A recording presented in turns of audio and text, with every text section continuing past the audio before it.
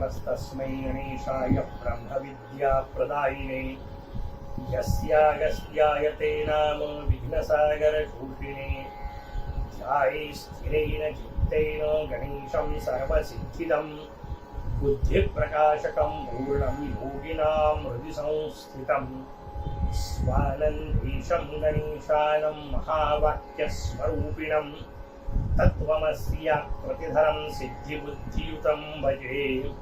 जय गजानन. भगवान गणेशांच्या दिव्य लीलांना आपल्या समोर सांगणाऱ्या गणेश पुराणाचे चिंतन आपण करतोय. वेगवेगळ्या कथांच्या माध्यमातून गाणपत्य भूमिका आपण समजून घेतोय. त्या कथांमध्ये आपल्या समोर शूरसेन राजाची कथा आली. त्या शूरसेनाच्या समोर येऊन पोहोचलेले आहे भगवान इंद्रांच्या विमानाची कथा आली. महर्षी भृशुंडींच्या दर्शनाला ते चालले होते. या निमित्ताने महर्षी भृशुंडींची कथा आपल्या समोर आली. राजाच्या समोर येऊन पडलेलं ते विमान आता उडणार कसं हा प्रश्न राजाच्या समोर आला. इंद्रांच्याही समोर आहे. इंद्रांनी उपाय सांगितला. तुझ्या राज्यात चतुर्थी करणारा जर कोणी असेल तर त्याच्या चतुर्थी व्रताचं पुण्य आम्हाला प्रदान कर. त्या पुण्याच्या भरोशावर आमचं विमान उडेल. राजासाठी आश्चर्याचा भाग होता, कारण राजाने चतुर्थी व्रत हा शब्दच पहिल्यांदा ऐकलेला होता. राजा म्हणाला, म्हणजे काय असतं, कसं हे व्रत निर्माण झालं, कसं हे व्रत आम्हाला समजून घेता येईल. देवराज इंद्र त्याला व्रत सांगू लागले. व्रताच्या कथा शांतपणे समजून घ्या. एक राजा होता कृतवीर्य नावाचा. या कृतवीर्य नावाच्या राजाला वार्धक्य येऊन पोहोचलं तरी संतती नव्हती. राजा दुःखी आहे. कशा करता दुःखी आहे, कारण आपल्याकडे लक्षात घ्या दोन गोष्टी सांगितल्या संततीच्या निमित्ताने. एक, संतती नसली तर स्त्री दुःखी असते, तर तिचा संबंध पूर्णत्वाशी येतो. आपल्याकडे लावलेला आहे संस्कृतीने, माता झाल्याशिवाय स्त्रीच्या जीवनाला पूर्णत्व नाही, ही एक संकल्पना आहे. पित्याच्या बाबतीत वेगळा विषय आहे. पित्याकडचा विषय आपल्या डोक्यात येतो की जर संतती नसेल तर पुढे जाऊन तो परंपरा चालवणार कोण, वंश चालवणार कोण, ही भूमिका त्याच्यात आहे. वंश चालवण्याचा अर्थ केवळ संतती उत्पत्तीचा विषय नाहीये. माझ्या घराण्याच्या परंपरा, माझ्या घराण्याच्या रीती, माझ्या घराण्यात चालत असलेली साधना, ते सगळं पुढे चालवणे हा भाव त्याच्यात आहे. म्हणून तो दुःखी होता. स्वाभाविक हाच दुःखी होता असं नाही. स्वर्गामध्ये याचे पितर दुःखी होते, कारण देवर्षी नारदांनी त्यांना जाऊन सांगितलं आणि म्हणजे तो कृतवीर्य म्हातारा व्हायला आलाय, त्याला संतती नाही. उद्या तो जर मेला तर तुम्हाला कोण सगळं तर्पण करेल, तुम्हाला जल कोण प्रदान करेल, तुम्हाला श्राद्धामध्ये पिंड कोण अर्पण करतील. स्वाभाविक ते पितरही दुःखी झाले. सगळ्यांनी उपाय काय शोधायचा. सगळे पितर भगवान ब्रह्मदेवांकडे गेले आणि भगवान ब्रह्मदेवांना विनंती केली. ब्रह्मदेवांनी सांगितलं, तुमच्या राज्यात चतुर्थी व्रत खंडित झालेलं आहे. त्या पापातून तुमच्यावर ही वेळ येऊन पोहोचलेली आहे. चतुर्थीचं व्रत सुरू करा, तुमच्या मुलाला निश्चितपणे संतती होईल. ब्रह्मदेवांनी ते सगळं व्रत सांगितलं आणि ते सगळं व्रत कृतवीर्यांनी पितरांनी स्वप्नात येऊन कृतवीर्याला सांगितलं. इत्यादी कथा आपल्याला इंद्र सांगतायत. पुढचा भाग येणार आहे, कथा पुढे वेगळ्या पद्धतीने. ते सांगत असताना स्वाभाविक शूरसेनाने विचारलं, अहो हे तर व्रतही मला माहित नाही. ठीक आहे, मी घेईल कोणाकडून समजून, पण किमान या व्रतात काय केलं पाहिजे आणि ते किमान काय केलं पाहिजे हे सांगताना देवराज इंद्रांनी ती गोष्ट सांगितली की तुमच्या माझ्या कामाची आहे. देवराज इंद्र म्हणतात, त्या दिवशी मोरयाची वेगवेगळ्या पद्धतीने उपासना केली पाहिजे, गणेश अर्चन केलं पाहिजे. काहीच नाही जमलं, निदान शेंदूर लावून शमी मंदार दुर्वा व्हायला पाहिजे. नाही शमी मिळाली, निदान मंदार व्हायला पाहिजे. नाही मंदार मिळाला, निदान 2 दुर्वा व्हायला पाहिजे. कमीत कमी इतकं तरी. आता आणखीन काय खाली आणणार. 2 दुर्वा आणून मोरयाला वाहता येत नाही अशी अवस्था असू शकत नाही. मोरयाला किमान 2 दुर्वा समर्पित कराव्यात. राजाला हे नवीन होतं. दुर्वा म्हणजे काय तेही माहित नव्हतं, कारण गणेश उपासनाच राज्यात नव्हते. दुर्वेचं महत्व माहित नव्हतं. राजाने स्वाभाविक विचारलं, महाराज हे दुर्वा काय आहे ते सांगा, या दुर्वेचं एवढं महत्व काय सांगा. राजाला समजावून सांगण्याच्या निमित्ताने देवराज इंद्रांनी एक वेगळीच कथा सांगायला सुरुवात केली. देवराज इंद्र सांगतात, दक्षिण देशामध्ये जाम नावाचं नगर होतं. तिथे एक मधुसूदन नावाचा ब्राह्मण राहत होता. तो भिक्षेकरता इकडे तिकडे फिरत होता. एका घरी जाऊन पोहोचला. घरामध्ये सुलभ नावाचा ब्राह्मण आहे. त्याच्या घरी हा भिक्षा मागायकरता गेला. सुभद्रा नावाची त्याची पत्नी होती. हे सुभद्रा दाम्पत्य सुखाने संसार करत होतं. हा मधुसूदन येऊन पोहोचला, भिक्षा मागण्यासाठी आला. कमालीचा गरीब होता. कमालीचा म्हणजे किती, अंगावर कपडे सुद्धा नव्हते अशी अवस्था होती. त्याची ती अवस्था पाहिली आणि सुलभाला मोठं आश्चर्य वाटलं आणि सुलभ जोरात हसला. काही कारण नव्हतं खरं, कोणाचा असा अपमान करूही नये, पण सहज त्याच्या तोंडातून हास्य निघालं. मधुसूदनाला आला राग. आता वास्तविक काही नव्हतं ही वस्तुस्थिती होती, पण त्या दिगंबर अवस्थेला हसला आणि म्हणून याला राग आला. याने सांगितलं, तू दिगंबर अवस्थेला माझ्या हसतो, आयुष्यभर बिना कपड्याची फिरायची वेळ तुझ्यावर येईल, तू पुढच्या जन्मी बैल हो. त्यांनी त्याला शाप दिला. तो शाप दिल्यानंतर तो शाप ऐकला याच्या बायकोनी. ती सुभद्रा नेमकी तेवढ्या वेळात बाहेर आली. ती म्हणजे असा कसा माझ्या नवऱ्याला शाप देतो, गाढव आहेस तू, मूर्खासारखा शाप देतो, पुढच्या जन्मी तू गाढव हो. तिने याला शाप दिला. याच्यावर यांनी पुन्हा तिला शाप दिला की तू पुढच्या जन्मी चांडाळी होशील. भाव त्यातले समजून घ्या. कोणत्या पद्धतीचे कामं आपण करतो त्याच्यानुसार आपल्याला ते शाप मिळालेले आहेत. बैलासारखा समोरच्याची परिस्थिती न समजून घेता हसला म्हणून बिना कपड्याचा बैल हो, हे वाक्य त्यातलं महत्वाचं आहे. गाढवासारखा शाप दिला म्हणून पुढच्या जन्मी गाढव हो, हा शाप त्याच्यात महत्वाचा आहे. दारात आलेले याचकाशी विचित्र वागली म्हणून चांडाळीन हो, हा शाप महत्वाचा आहे. हे वागू नये एवढं सहज महत्वाचं सांगायचं आहे. पुढच्या जन्माचा विचार जाऊ द्या, पण कथा मात्र पुढच्या जन्माचा हिशोब सांगते. हे पुढच्या जन्मात 3 जण झाले अशा पद्धतीचे. कुठं फिरत होते, एका गावात फिरत होते. एक गणेश मंदिर होतं पडकं, त्या मंदिरामध्ये सगळे राहत होते. म्हणजे आजूबाजूला बैल आणि गाढव राहत होता. ती चांडाळीन त्या मंदिरात राहत होती. ती तिथं जाऊन पोहोचली. एक दिवस प्रचंड थंडी आहे. त्या चांडाळीला भयंकर थंडी वाजायला लागली म्हणून तिने शेकोटी पेटवायचं ठरवलं. आता मंदिर जवळ आहे, मंदिराच्या जवळ शेकोटी पेटवायला काय असणार, त्याचं उत्तर आहे आजूबाजूला पडलेल्या दुर्वाच होत्या. तर मंदिरात दुसरं राहणार काय, ते सगळ्या दुर्वा पडलेल्या होत्या. हिने गोळा केल्या. काही चांगल्या होत्या, काही निर्माल्यातल्या होत्या, सगळं एकत्र केलं. त्याची एक शेकोटी केली. शेकोटीची ऊब मिळत आहे म्हटल्यानंतर हे गाढवण बैल तिथं आले 2 जण. नुसतीच ऊब नव्हती मिळत, दुर्वा दिसत होत्या. यांना खाण्याची इच्छा झाली. या दोघांनी तर दुर्वांमध्ये तोंड घालायला सुरुवात केली. एकाच वेळात दोघे जण खायचा विषय करतात म्हटल्यानंतर भांडणं होणं गृहीत होतं. त्या दोघांची आपापसात भांडणं सुरू झाले. त्यांची टक्कर सुरू झाली. त्या टक्करीत काही दुर्वा उडाल्या. त्यांना मारण्याकरता या चांडाळीने काही दुर्वा हातात घेतल्या. ते त्यांना मारायला सुरुवात करते आणि या सगळ्या दुर्वा मोरयाच्या मूर्तीवर पडल्या असं कथा आपल्याला सांगते. आणि या दिवशी नेमकी योगायोगाने चतुर्थी होती. या तिघांनी उडवलेल्या दुर्वा मोरयाच्या मूर्तीवर पडल्या. मोरया प्रसन्न झाला आणि प्रसन्न झालेल्या मोरयाने या तिघांना न्यायला विमान पाठवलं. अशी कथा आपल्या समोर येते. अशा अजब वाटणाऱ्या कथा पुराणात जागोजागी आहेत. सगळ्याच पुराणात आहेत, केवळ गणेश पुराणाचा विषय नाही सांगत आहे. या कथा का आहेत व्यवस्थित समजून घ्या. या कथांच्या मागची भूमिका समजून घ्या. त्या बैलाला माहिती होतं का या दुर्वा आहे, नाहीये. त्याच्या दृष्टीने गवत आहे, खाण्याची वस्तू आहे. गाढवाला माहिती होतं का, प्रश्नच उद्भवत नाही. त्या चांडाळीला तरी समजत होतं का, कारण ती तशा अवस्थेत गेलेली होती. तिलाही कुठल्या प्रकारचं भान नव्हतं.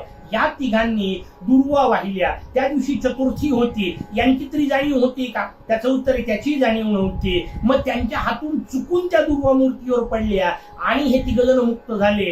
का कथा सांगायची आहे, कथाकार आपल्याला सांगतायत, लक्षात घे. एखाद्या बैलानी, एखाद्या गाढवानी माहीत नसताना चुकून वाहिल्या तरी मुक्त होतो. आपण ना बैल आहोत ना गाढव आहोत, आपण शहाणे आहोत. आपण न चुकता न चुकून नाही, समजून उमजून वाहणार आहोत. चतुर्थी समजून घेणार आहोत. चतुर्थीच्या दिवशी मोरयाला दुर्वा वाहणार आहोत. मला सांगा, न समजता गाढवानी बैलांनी वाहिल्या तर मोरया त्यांच्यावर प्रसन्न होतो. आपण समजून उमजून चतुर्थीला भगवंताचे नाव घेऊन वाहिली तर मोरया प्रसन्न होणार नाही का? बस तेवढंच कथेला सांगायचंय. ते नकळत सुद्धा मुक्त होतात. आपण समजून उमजून केल्यावर आपल्या मुक्तीची शाश्वती आपल्या मनामध्ये ठसवण्यासाठी कथा असतात. कथा या अंगाने वाचा, म्हणजे मग त्याचा अर्थ आपल्याला नेमकेपणाने कळेल. पुढचा भाग आपल्या समोर येतो. ही कथा सांगितली, स्वाभाविक प्रश्न विचारला शूरसेनानी, दुर्वेचे एवढं महत्व काय आहे, का मोरयाला दुर्वा एवढ्या प्रिय आहेत. त्याच्यावर स्वाभाविक इंद्रांनी पुढची कथा सांगायला सुरुवात केली. यमराजाच्या नगरीमध्ये एक अद्वितीय उत्सव निर्माण झाला होता. त्या उत्सवामध्ये सगळ्या प्रकारच्या अप्सरांना बोलावण्यात आलं होतं. त्या अप्सरांमध्ये एक तिलोत्तमा नावाची अद्वितीय अप्सरा, किती सुंदर नाव आहे, तिलोत्तमा. तिळ म्हणजे तीळ, जिच्या शरीरातला तीळ भाग सुद्धा उत्तम आहे, ती तिलोत्तमा. अशा प्रकारची ती अप्सरा, ती नृत्य करत होती. स्वाभाविक यमराज तिच्या सौंदर्यावर आसक्त झाले, पण अचानक कुठले तरी ऋषी येऊन पोहोचले किंवा काहीतरी मध्ये व्यत्यय आला, यमराज स्खलित झाले. कारण अप्सरा मिळाली नाही, ती हाती लागली नाही, म्हटल्यानंतर यमराज स्खलित झाले. त्यांच्या त्या यमवीर्यापासून एक राक्षस निर्माण झाला. कशा करता सांगायची कथा? असं स्खलित होतो का एखादा? त्याचं उत्तर त्याच्या करता नाही. देवता अशा स्खलित होतात का? त्याच्याही नाही. भाव सांगायचंय, मनात विकार निर्माण होताना जर संतती निर्माण होणार असेल तर ती संतती विकृतच असणार आहे. हा भाव लक्षात ठेवायचा आहे. विकारशील वृत्तीने जे कार्य करावं ते कार्य राक्षसी होणार आहे. यमराजांच्या शरीरातून निर्माण झालेला हा राक्षस, याला अनालासूर असं जगाने म्हटलं, कारण हा आगच ओकत फिरत होता, जिकडे तिकडे आग लावत होता. त्यातला आग लावणे अर्थ समजला की मग आपल्याला त्यातला भाव कळेल. नाही तर असा कुठं राक्षस असतो का त्याच्या तोंडातून कुठं आग निघत असते का? मायथॉलॉजिकली ह्या ज्या कथा आहेत ना, त्यांचे भाव समजून घ्या. सगळीकडे आग लावणारी व्यक्ती, वृत्ती कुणाला? बाहेर तर जाऊ द्या, आतमध्ये कोणत्या? त्याचे उत्तर आहे, आमच्या आतमध्ये जे विकार आहेत त्या विकारांनीच आपल्याला आग लागते. तेवढं जरी समजून घेतलं, बाहेरची कथा सोडून देता येईल. असा विकार पसरवणारा तो अनलासूर नावाचा राक्षस तयार झाला. सगळ्या जगाला जाळत सुटला. कोणाला त्याच्यावर काही उपाय सापडेना. शेवटी सगळे मोरयाला शरण गेले. मोरया अचानक प्रगट झाले सगळ्यांच्या याच्या करता, आणि समोर तो राक्षस दिसला. सगळं जाळत होता. करायचं काय? सगळ्या मोरयांनी पाहिलं. ताबडतोब उपाय नाही दुसरा. मोरयांनी सोंडेनी त्याला उचललं आणि चक्क गिळून टाकलं. पोटात तर गेला, पण लंबोदराचं उदर आहे, त्या लंबोदराच्या उदरामध्ये असंख्य ब्रह्मांड आहेत. यांनी तिथं जाळायला सुरुवात केली. आणि कथा आपल्याला जो पुढचा भाग सांगते तो व्यवस्थित समजून घ्या. कथा सांगते, लंबोदराच्या उदरात ते उदर जाळायला सुरुवात केल्यानंतर मोरयाच्या शरीराचा दाह होऊ लागला. होत नसतं असं, कायम लक्षात ठेवा. कथांचं जे पुढचं तात्पर्य सांगायचंय ते समजून घ्या. हे बाकीच्या गोष्टी नुसत्या सांगण्याकरता, कारण मोरयाच्या शरीराचा दाह होण्याचा प्रश्न नाही. मोरया स्वतः अग्नि स्वरूप आहे. देवता या सगळ्या तेजस स्वरूप असतात, त्यांचा दाह वगैरे काही होत नसतो. या कथा आपल्याला अनेक जागी इकडे तिकडे पसरलेल्या मिळतात ना, की भगवान गणेश खूप दिवस लिहित बसले, मग त्यांच्या शरीराचा दाह होऊ लागला, म्हणून त्यांना मातीचा लेप लावला. व्यवस्थित लक्षात ठेवा, या कथा चुकीच्या आहेत, असं नसतं. देवता शरीराचा दाह होत नसतो. पण तुम्ही मला इथं का सांगितलं? त्यांना जे पुढचं सांगायचंय ते महत्वाचं आहे. देवता शरीराचा दाह झाला, मोरयाच्या शरीराचा. सगळ्या ऋषींनी त्याच्यावर उपाय केला. काय? सगळ्या ऋषींनी 21 दूर्वा मोरयाला समर्पित केल्या. त्याच्याकडे लक्ष वेधायचंय. कोणतं? कारण दूर्वा ही उष्णता शामक वनस्पती आहे. तुमचे माझे सगळे ग्रंथ, तुमचे माझ्या सगळ्या उपासना पद्धती, ज्या ज्या वनस्पतींचा विचार सांगतात ना, या सगळ्या वनस्पती आयुर्वेदिक स्वरूपातल्या आहेत, औषधी स्वरूपातल्या आहेत. दूर्वा जेव्हा अर्पण करायच्या मोरयाला, तेव्हा त्या उष्णता शामक आहेत. उपासना तुम्ही जेव्हा करता, साधना जेव्हा करता, शरीरात उष्णता वाढत असते. बाहेर कशी पाडायची? दूर्वांवर चालायला सांगतात, गवतावर चालायला आपल्याकडे सांगतात. की गवतांवर चालणे जो प्रकार आहे तो आपल्याकडे उपासनेशी जोडला. मोरयाला दूर्वा व्हायच्या. किती व्हायच्या? निदान 21 व्हायच्या. मग त्याच्याकरता हिशोब पुढचा आला नाही. खरं सांगितलं नुसतं 3 पानांचा. शास्त्रकारांनी त्रिपंच सप्तभिक पत्रान युतान दूर्वान कुराण शुभान म्हटलं. 3, 5 किंवा 7. पण आपल्याकडे नियम पडला 3 पानांची असली पाहिजे. कशा करता? तेवढे निवडाई करता वेळ द्यावा लागतो. आता मला सांगा, पूर्वीच्या काळचा विषय, आजच्या काळातला नाही. बाजारात गेली, विकत आणल्या, मोरयाला वाहिल्या, असा प्रकार नव्हता. शेतात जायचं, त्या दूर्वा निवडायच्या, त्या तिथून काढून आणायच्या. मला सांगा, जर मोरयाला व्हायच्या असतील, चप्पल घालून निवडाल का? नाही निवडणार. म्हणजे काय कराल? चप्पल काढाल, तिथे उभे राहाल. तेवढा वेळ का होईना, 21 दूर्वा निवडेपर्यंत का होईना, बाकीच्या दूर्वांच्या संगतीत तुम्ही राहाल, तुमच्या शरीरातली उष्णता कमी होते. हा भाव त्याच्यातला आहे. ते सगळे आयुर्वेदिक उपाय मागं पडले आणि आपण केवळ कर्मकांडात अडकलो. म्हणून पुढच्या पंचायती निर्माण झाल्या. आपल्याला दुर्वेची कथा सांगण्यात आली आणि मग स्वाभाविक प्रश्न विचारला की दुर्वेचं महत्व सांगणाऱ्या आणखीन कथा आम्हाला सांगा. वेगवेगळ्या कथा या निमित्ताने सांगत आहे. शेवटी सगळ्यांमधून दुर्वेचं महात्म्य सांगायचंय आणि दुर्वेचं महात्म्य सांगत असताना त्या निमित्ताने तुम्ही मोरयाला दूर्वा वहा हे सांगायचंय. ती व्यवस्थित समजून घेतलं की बाकीच्या कथा आपल्याला बाजूला वेळ पण इथे ठेवल्यात चालतील. पण पुढची कथा आपल्या समोर येते. मिथिला नावाची नगरी होती. तिथे जनक नावाचे राजे राहत होते. हे पद आहे, लक्षात ठेवा.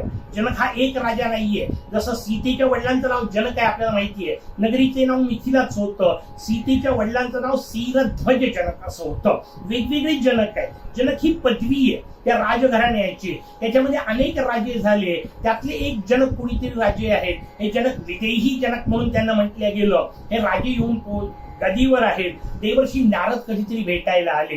सहज नारदांनी प्रश्न विचारला. साधू संतांना प्रश्न विचारले. राजा साधू वृत्तीचा आहे. साधू संतांना प्रश्न काय विचारणार, काय चाललंय, स्नान संध्या बरी चालली आहे की नाही. यांनी सहज प्रश्न विचारला. काय म्हणते राजा, स्नान संध्या झाली का. राजाच्या डोक्यात अहंकार शिरलेला. म्हणजे मला काय गरज आहे स्नान पूजा करायची, मी प्रत्यक्ष गणेश स्वरूप आहे.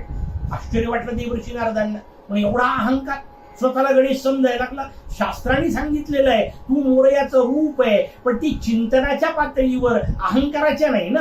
याच्या डोक्यात अहंकार शिरलेला आहे. मी गणेश रूप आहे, मला काय कशाची गरज आहे, मला स्नानाची आवश्यकता नाही, संधीची गरज नाही, पूजेची गरज नाही. मी नुसता बसलो की मोरया मोरया गजानन गजानन म्हणणार, असं नसतं. व्यवस्थित लक्षात ठेवा. आमचे गुरु महाराज सांगायचे, नुसत्या नावाच्या भरोशावर भजन होत नसतं. उपासना साधना जी आहे ती प्रत्यक्ष करावी लागते. का प्रत्यक्ष करावी लागते, कारण लक्षात ठेवा, जर भोजन प्रत्यक्ष घ्यायचं असेल तर भजन अप्रत्यक्ष चालत नाही. भोजन प्रत्यक्ष आहे, भजनही प्रत्यक्ष आहे. हा ज्या दिवशी समाधी तुमची लागेल, भोजनाची आवश्यकता उरणार नाही, त्या दिवशी भजनाची आवश्यकता उरणार नाही.